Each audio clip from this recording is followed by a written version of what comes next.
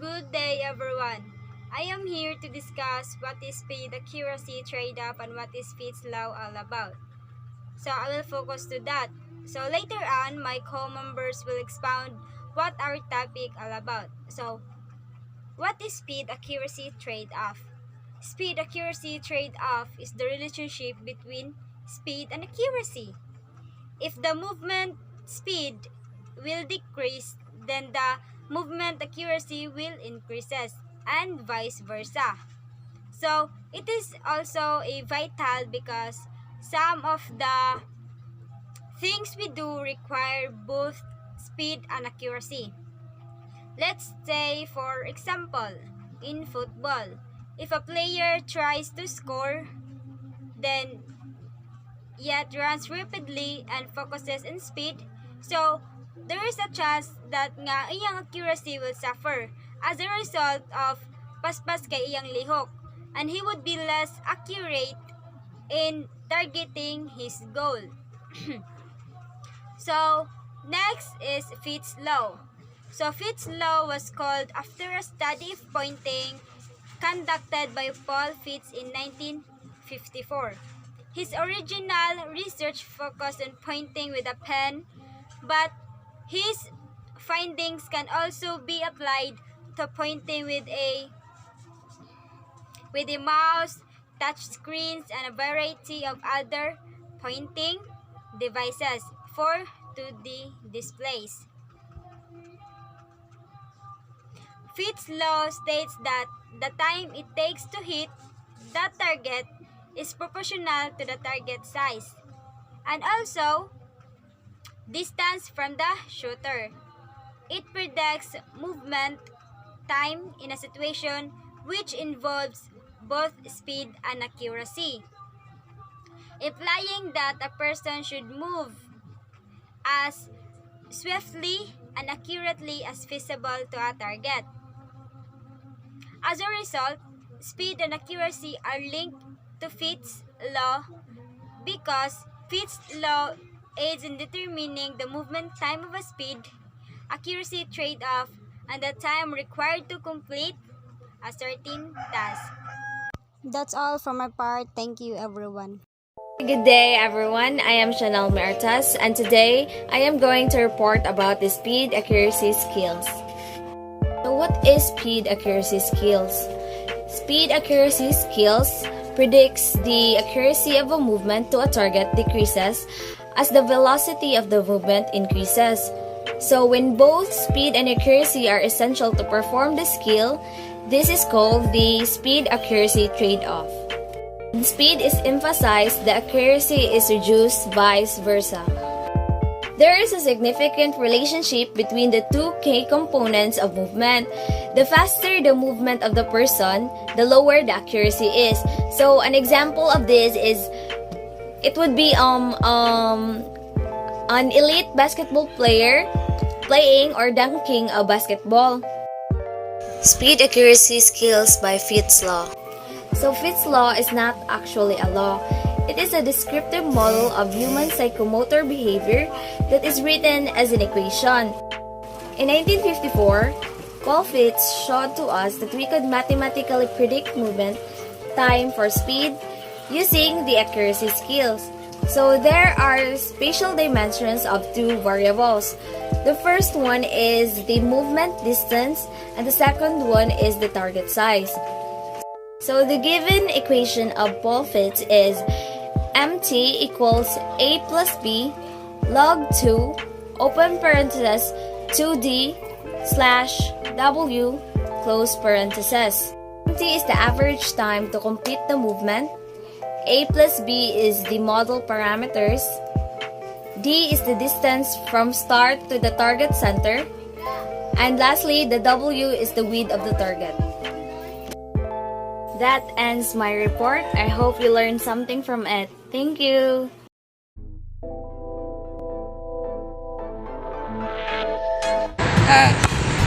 In this video, I'm gonna perform one of the example of Fitts law by playing a football. Shooting a ball with different distance. This movement requires speed and accuracy skills. Targets larger and closer are easier to hit than ones that are smaller and farther away. We can use Fitts law to predict how long it will take to hit a target. Using the formula mt equals a plus b log 2a over w, we can really identify the speed and the accuracy of our movement that we executed by using the formula of Fitts law. Next is speed accuracy skills motor control processes.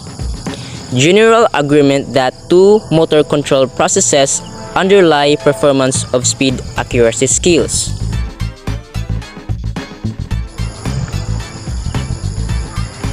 First is open loop control at movement initiation. Initial movement instructions sufficient to move limb to the vicinity of the target. Closed loop control at movement termination. Feedback from vision and proprioception needed at end of movement to ensure hitting target accurately. Hello, our topic for today is prehension, and I am Jean Marie Elolor.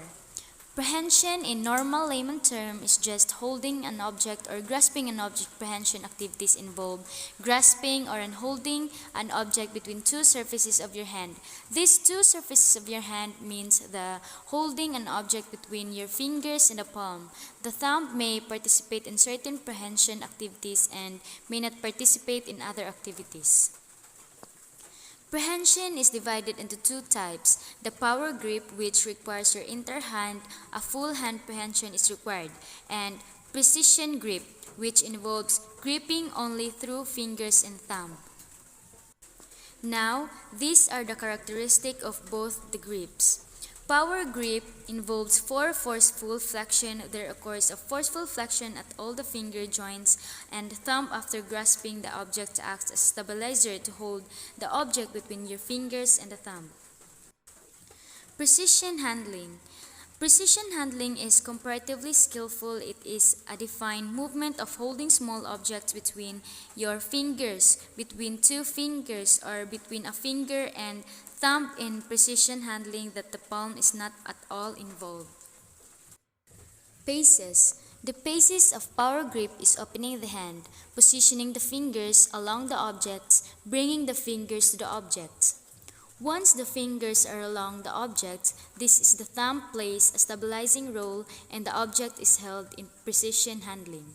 There is opening of the hand, there positioning of the fingers like position, for example. Holding a key is a type of precision handling. Right? Then there is in power grip, there is some movements allowed at the proximal joints, for example. Some movement is allowed at the wrist to join, whereas in precision handling, specifically only the fingers and the thumb manipulates the objects. Power grip. The thumb is adopted and precision grip, the thumb is adopted. Now, we will be seeing different types of power grip are cylindrical grip, spherical grip, hook grip, and lateral prehension. First is cylindrical grip. Simple cylindrical grip is like holding a water bottle or can or a doorknob. The hypothelar muscles will flex and adducted the MCP, and typical the rest is an neutral or slight ulnar deviation. The second type of grip is spherical grip. It is more or less similar to the cylindrical grip.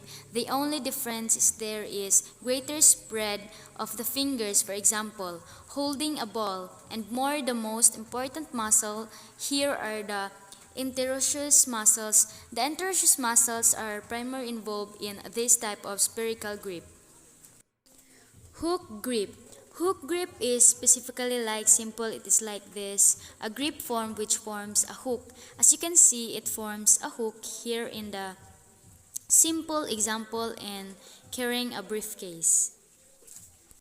Lateral prehension. In lateral prehension, as you can see in the diagram, there is a contact between two fingers. For example, holding a paper. This was all about power handling. Now, we move on to precision handling. Precision handling requires fine motor control in the sensor. Sensory system should be intact and two jaw chuck. You can see this is two jaw chuck. One jaw is the thumb, which is adducted and rotated, and the second jaw is by distance. See, this is how a two jaw chuck grip it is formed. There are three types of precision handling. In pad-to-pad grip, the palp of both the fingers are in contact with each other. The MCP and PIP joints of the fingers are partly flexed. The distal interferential joint is slightly extended, or it is extended or slightly flexed the thumb, and a CM in the thumb. The CMC joint is in flexion, abduction, and rotation. Example here is holding a forceps. Now, tip to tip. The muscle activity is almost same to pad prehensions. Just the tip are in contact. The metacarpopharyngeal joints of the opposing finger is slightly in the ulnar division. For example, holding a pen. This is a typical example of tip-to-tip prehension. Now, lastly, side-to-side prehension. In this side, as you can see, the lateral surface, it is a little pinch grip, as if you are pinching someone, right? It is a little pinch grip between the thumb and the index finger. The thumb is adapted more often adducted and less often rotated to form a fine precision handling. So this was all about prehension. Good day, everyone. So this time I'm going to talk about the relationship of prehension components, which visualize the three components, which are the transport, the reach, and the grasp. So temporal relationship between the transport and the grasp. So which means the two components are important because it is a way of understanding how the object and how the people move in relation to each other. And initial views proposed the independence of the components. This shows that the components were thought to be self-contained. And these are the evidences that is suggested. The first one is the strong temporal relationship, and the components interact synergistically, which means the three components are cooperating and working together as one, and it will not work without the one component. So let's proceed to the role of vision in prehension. First is we have the preparation initiation of the movement. This assists the regulatory condition to do the movement. And second is the transport of the hand to the object. It is how the person and when the person is redirecting the hand to the object. This includes the timing, and also it provides the feedback of the hand to do the movement. And the third is the grasp of the object. This time, you are already holding the object. Hello everyone, good day to you. I am Jaya Anyasco, and I am going to report or discuss about the prehension and Fitts law. But before anything else, as what Alolor said, that prehension, it is an act of seizing, taking hold, or grasping. And in my case, prehension, it demonstrates speed accuracy trade-off characteristics predicted by Fitts law. So it's very interrelated because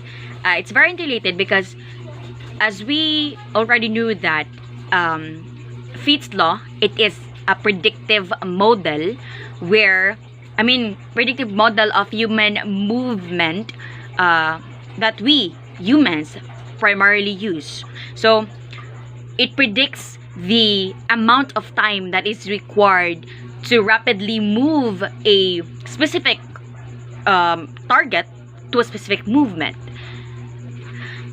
So it's very interrelated, because when you say trade-off law, it means that the smaller object or the smaller target that you are focusing to, the slower the specific time that you're reaching a specific movement to that target.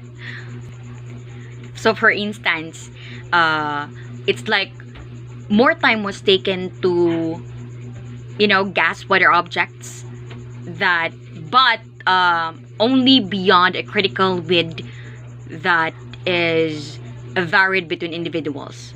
So allow me to speak in vernacular.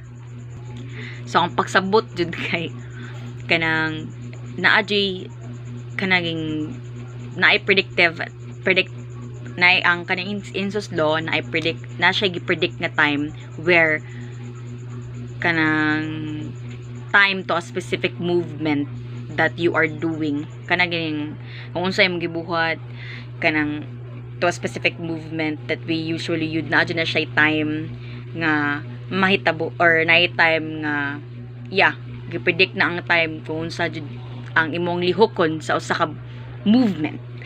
So that's what I really understand about this topic. So thank you for listening, guys.